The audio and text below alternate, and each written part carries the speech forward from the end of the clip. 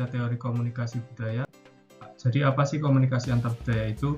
Komunikasi antar budaya adalah sebuah proses negosiasi atau pertukaran dari sistem simbolik yang membimbing perilaku manusia dan membatasi mereka dalam menjalankan fungsinya sebagai kelompok. Kemudian ada teori komunikasi budaya, yang pertama teori kecemasan dan ketidakpastian. Menurut William, yang memfokuskan pada perbedaan budaya antara kelompok dan orang asing. Ia menjelaskan bahwa teori ini dapat digunakan dalam segala situasi dan kondisi berkaitan dengan terdapatnya perbedaan di antara keraguan dan ketakutan. Yang kedua, teori negosiasi wajah. Menurut Stella Tommy, menjelaskan bagaimana perbedaan-perbedaan dari berbagai budaya dalam merespon berbagai konflik yang dihadapi. Ia berpendapat bahwa orang-orang dalam setiap budaya akan selalu mencitrakan dirinya di depan publik. Hal tersebut merupakan cara baginya agar orang lain melihat dan memperlakukannya. Yang ketiga, ada teori kode bicara.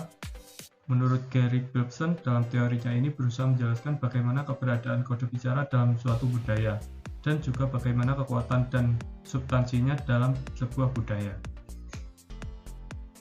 Yang kedua, ada komunikasi simbolik. Komunikasi simbolik merupakan proses komunikasi manusia yang membentuk suatu makna tertentu. Komunikasi simbolik adalah suatu bentuk penyampaian pesan yang dilakukan melalui simbol yang telah disepakati atau secara konvensional. Komunikasi verbal dan non-verbal umumnya merupakan komunikasi simbolik. Bentuk komunikasi verbal salah satunya adalah bahasa atau kata-kata. Artinya, kata-kata yang digunakan ketika melakukan komunikasi verbal dapat bersifat simbolik. Misalnya, kata putih dapat mewakili kebersihan, sedangkan dalam komunikasi non-verbal, gestur tubuh, isyarat merupakan suatu komunikasi simbolik. Berikut ada jenis-jenis lambang dalam komunikasi. Yang pertama ada lambang gerak, lambang suara, lambang warna, lambang gambar, lambang angka, lambang bahasa, dan yang terakhir ada lambang huruf.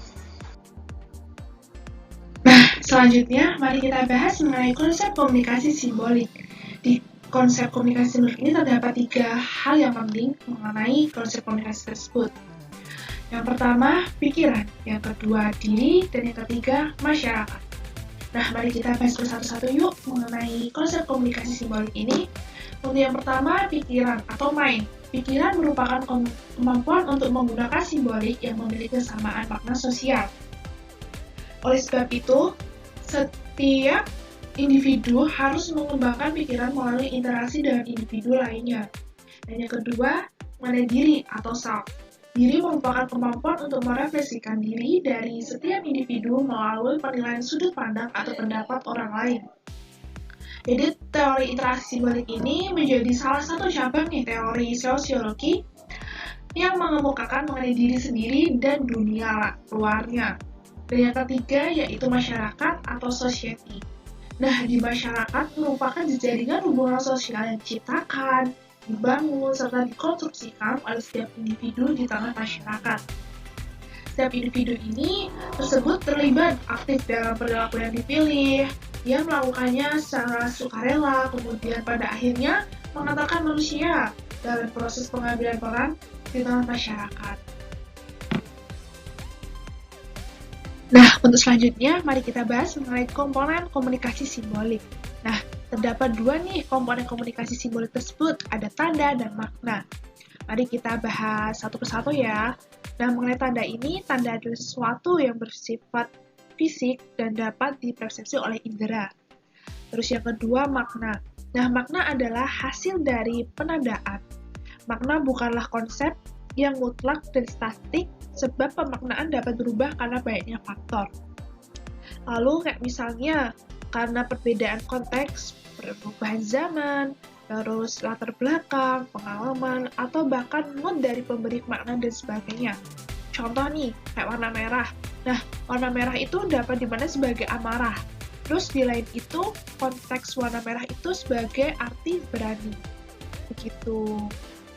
Nah, selesai juga nih pembahasan mengenai materi dari kita. Semoga aja materi yang kita jelasin ke kalian banyak manfaatnya ya. Dan mohon maaf juga kalau di pemateri-pemateri ini banyak salahnya dalam penjelasan di perkataan. kita. Bye-bye.